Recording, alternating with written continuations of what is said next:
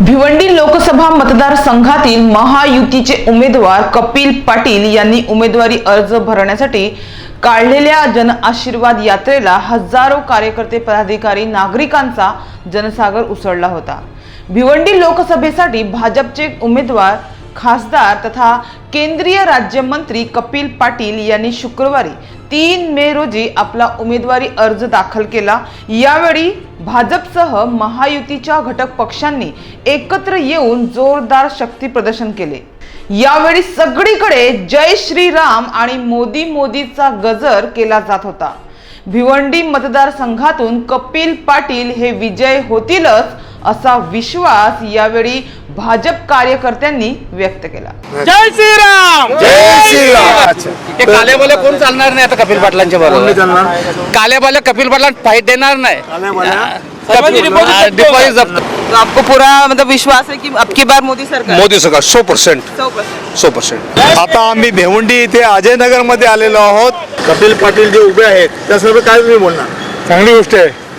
कपिल पाटलांनी फॉर्म भरले ना बीजेपीचा, निवडून येणार 100%। 100% निवडून येणार। हॅट्रिक मारणार आणि या वेळेला 400 पार होणार। 400 अब की बार मोदी सरकार। जय भीम, जय महाराष्ट्र। या वेळेला कपिल पाटील आपले कॅबिनेट मंत्री नक्की होणार।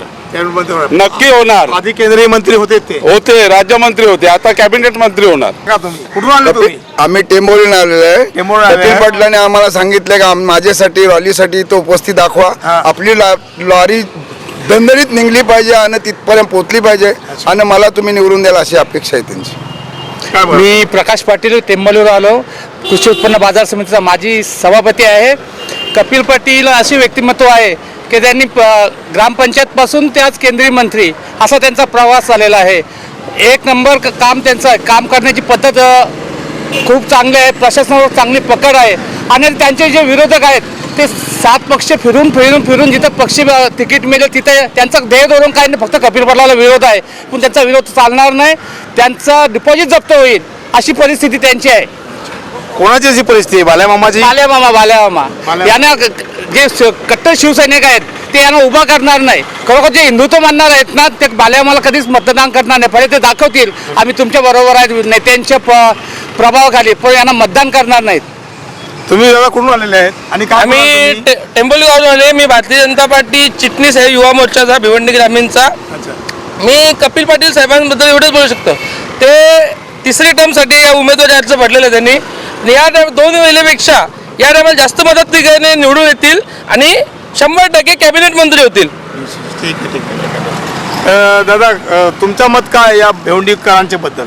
अपन तो RSS से हैं और कपिल पाटिल को जिताएंगे जल्द भाजपा से। कपिल पाटील को देंगे।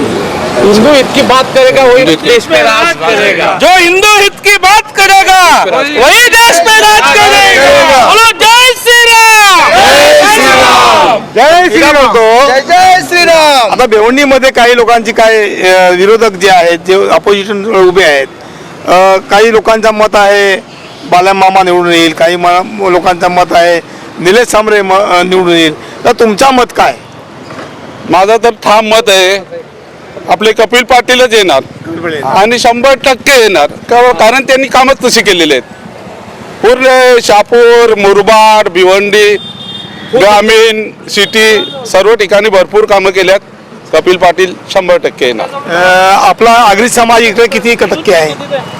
आगरी समाज 3.5 ते 4 लाखाच्या आसपास पुऱ्या लोकसभा मतदारसंघात मतदार आहेत। त्यापैकी 70% कपिल पाटलांच्या बरोबर असतील, 30% 35% यांच्या बरोबर असतील, बाल्या बरोबर असतील। हे कालेबाले कोण चालणार नाही आता कपिल पाटलांच्या बरोबर। कालेबाले कपिल पाटलांना फाईट देणार नाही। डिपॉझिट जप्त होईल। जप्त होणार। आपण विचारलं की ज्यादा तो बोलतोय मी निवडून येणार, ही लोकशाही आहे, प्रत्येकाला अधिकार आहे ज्याच्या त्याच्या भावना व्यक्त करायचा। पण शेवटी 4 जूनला निकाल लागणार, तो कपिल पाटीलच विजयी होणार। कपिल पाटील निवडून येतील असे त्यांचे कार्यकर्त्याचं ठाम मत आहे आणि कपिल पाटील हे हॅट्रिकच मारतील असे कार्यकर्त्यांचं म्हणणं आहे. कॅमेरामॅन नकीब मुकादम सर, आरिफ पटेल, विकास समाचार. ठीक आहे, तुमचे मोबाईल नंबर. मात्र मोदींच्या नेतृत्वाखाली या देशात तिसऱ्यांदा पुन्हा एकदा भाजप सत्ता येईल का, हे तर पाहावं लागणार आहे.